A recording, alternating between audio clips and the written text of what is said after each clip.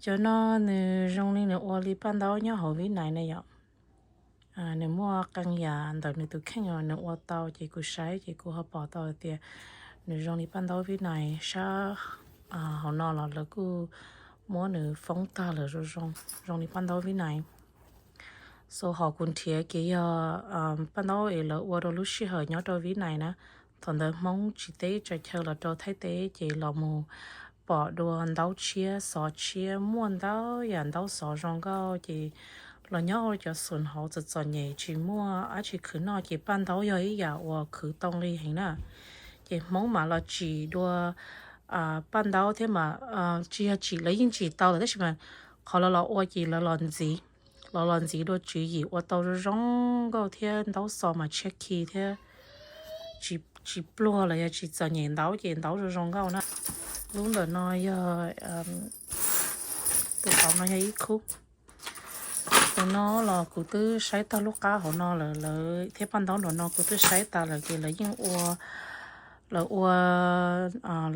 là sầu là phong lúc cá na trong đi ban đầu bên này là sầu sắt nó là trong đi ban đầu bên này thế lần thiê này ạ lần thiê ban đầu trong đi ban đầu bên này thế khó lọt sau bên này cái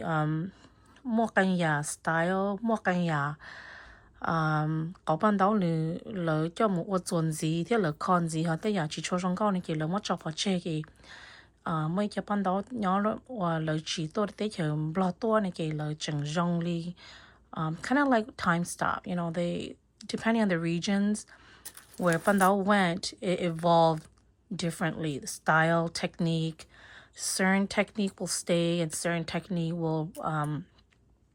live on as classic standards and then as they implement new techniques. So for me, I prefer the Pandao Vinay era, and that's in like I would say, consider that they I would say 5 years. To establish himself. So 1980 to 1995, that 15-year window era is the most beautiful Pandao. And then chừng mỗi ít phao mỗi đó và long chua này đó mà nếu mỗi ít phao style that's whenเราmuốn cho đó cái cho mình nhỏ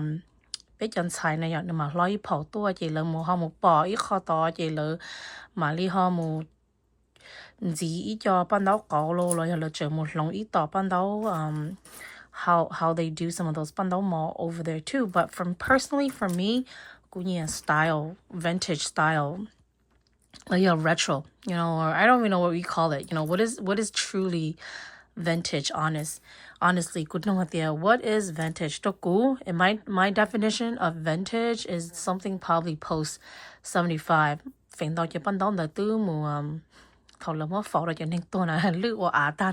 But some survived. And then the 1980 to 1995 era and Vinay Lado your other refugee camp like Pananikun Tia Chiangka then those are the time that Pandao is the most rongao Tia Watao rongao Tia Le or rongao ma ya eats a gate kusi lo shi tu na yo. Then chỉ là shi tu lưng tu Watao rongao cha chỉ mua Pandao tàu cha Tia tàu nhiều là yo no yo how to lúc xưa là nhớ rồi cho refugee camp